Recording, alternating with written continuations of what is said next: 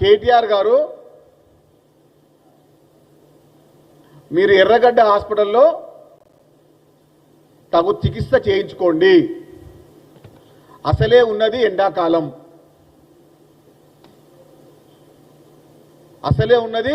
ఎండాకాలం, కాబట్టి కేటీఆర్ గారికి చికిత్సకు అయ్యే ఖర్చు మొత్తము నేను భరిస్తాను.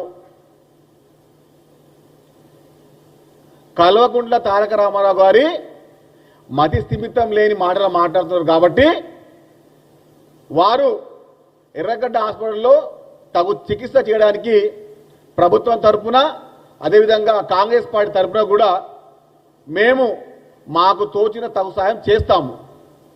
కానీ నోరు ఉంది కదా, చేతిలో ఫోన్ ఉంది కదా, ట్విట్టర్లో అకౌంట్ ఉంది కదా, ఏది పడితే అది పోస్టులు చేస్తూ ఉంటే తెలంగాణ ప్రజలు చూసి నవ్వుతూ ఉన్నారు.